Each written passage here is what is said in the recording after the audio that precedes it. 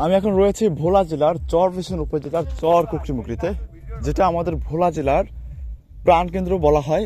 আর সৌন্দর্যের দিকে এগিয়ে আমাদের চর কুকরিমুকরি।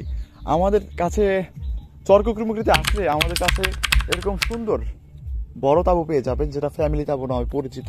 আর এই তাঁবুতে আপনারা 10 জন থেকে 12 জন মানুষ থাকতে পারবেন, একদম অনায়াসে। আর এই তাঁবুতে সুন্দর প্রাইভেসির ব্যবস্থা রয়েছে, ভিতরে 2টা রুম রয়েছে, সামনে একটা বারিন্দা রয়েছে, যেটার ভিতরে আপনারা খুব সুন্দরভাবে আরামে থাকতে পারবেন।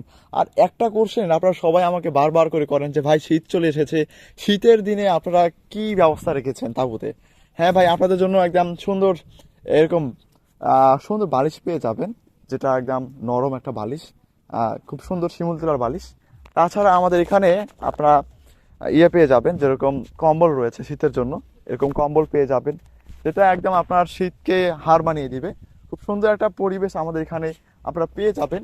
রোমাঞ্চকর পরিবেশে যারা তাঁবু ক্যাম্পিং করতে চাচ্ছেন ভোলা জেলার এই চর কুকরিমুকরিতে, তারা এই চর কুকরিমুকরিতে খুব সুন্দর পরিবেশে থাকতে পারেন আমাদের এই ক্যাম্পিংয়ে। তাছাড়া এখানে ম্যানগ্রোভ বন রয়েছে, পিছে সামনে সুবিশাল মেঘনা নদী রয়েছে। এরকম একটা রোমান্টিক পরিবেশে বা রোমাঞ্চকর পরিবেশে যদি আপনি থাকতে চান, তাহলে এখনই চলে আসুন ভোলা জেলার চরফ্যাশন উপজেলার চর কুকরিমুকরিতে।